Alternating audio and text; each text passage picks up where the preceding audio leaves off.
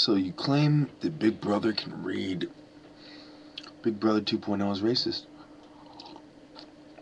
Big Brother 2.0 also implies a 1.0. Anybody will tell you that. So they already had a program called Big Brother. They just expanded it. You're a bunch of fucking woods. If you think you can predict what I'm thinking and what I'm gonna do, then let's play that game. I know you've been conducting surveillance, you've been placing cameras in certain places that you shouldn't have, and I warned you about that. Bad boy. Bad boy.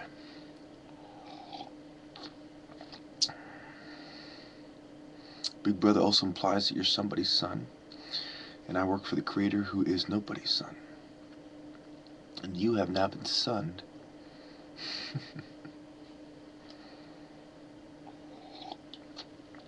Am I Big Brother's keeper? Am I my brother's keeper? No. In fact, I fight with my brother. And you are Big Brother. So, now we have a problem. Could you predict the random people, the random encounters I had? Could you predict the fashion and the form that my attacks are going to take place in? No. You know what I've been training, but does it equate to the tactics I'm going to use? Does the fact that I diversified and I've made sure that my dates vary, my story, I'm sure that the conclusions you've come to are based on percentages and general trends, based on the common mind. But you don't understand somebody who thinks like me. You try to keep me in a category. Am I introverted or am I extroverted?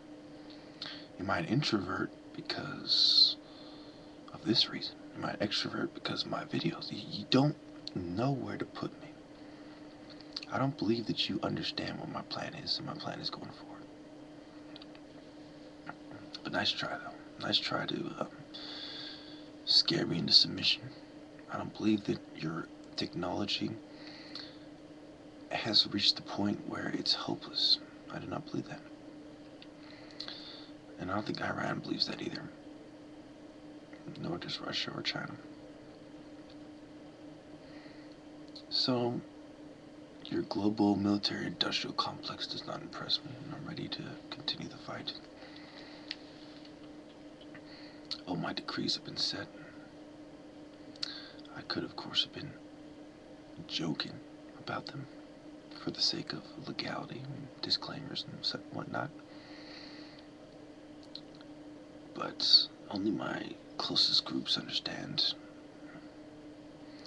And I'm sure that those of you who are looking at this from a point of view of a revolutionary and not of a police officer. That's why the police officers use a lot of these former revolutionaries in the system, because they need people that think like people like me to weed them out. That's the beauty of it. I've understood that for a very, very long time. I think the first time I understood that was probably in kindergarten, when I had a teacher who was very younger person. I was wondering, oh, why do they have this younger kind of teacher working there? Because they wanted to diversify their staff. They want to make sure they had their staff varies in age and gender, so they could understand their clients' point of view. So it's the same thing that they do in the system. They're gone out of their way not only to understand your point of view, but also to observe your actions and to come to a conclusion. And this is part of why I know I'm smarter than them, because I have given them over 500 videos, countless opportunities to observe my gestures and to observe my behavior and to try to decide what is wrong with me. And I am almost 100% positive that there are two very distinct, separate points of view that have emerged. And the theories branch out from there. One is that I have a mental disorder, and that I am off medication, and that I'm acting up. This is the point of view that the educated, less insightful police officers have. Then you have your more down-to-earth kind of police officers who know that it's a whole bunch of superficial bullshit, and just like they don't know what they're doing, and they have a degree, and the same thing with the shrinks. They don't know what they're doing, and they have a degree. So, just because some old white folk use out of touch says you have a degree and you are now expert in your field doesn't mean it's the case.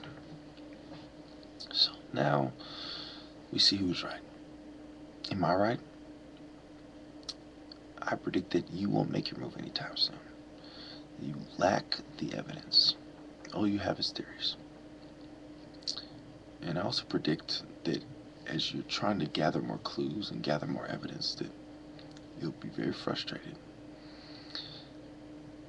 And I don't blame you.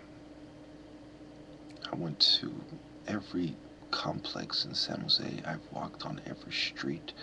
I've asked countless people for cigarettes. I've had countless small conversations with people. I've covered my tracks pretty well. I estimate you have about a 1 in about 25,000 chance of figuring out who my venture group consists of, and you have about a 1 in 500,000 chance to figure out both who my ventures group consists of and what we're doing, where I'm going with it. And you have about a 1 in 1,000,000 chance to figure out who my ventures group is, where I'm going with it, and how to stop it, and to implement the appropriate course of action. Thank you. Oh, one more thing. I regret this very much, that it has come to this. The Lord has hardened my heart, and I'm going to have to turn a blind eye, so to speak, or try to avoid the suffering of many people. Some of them might be innocent, who knows? But I also believe that the Lord has chosen this punishment to be applied to the wicked. That it's going to be people that deserve it, who end up getting raped and assaulted and killed and robbed, etc. And of course, I've made sure to direct my forces accordingly for maximum casualties for our enemies, so to speak, or not, and for maximum results in effect, and also minimum collateral damage and minimum civilian casualties. Thank you.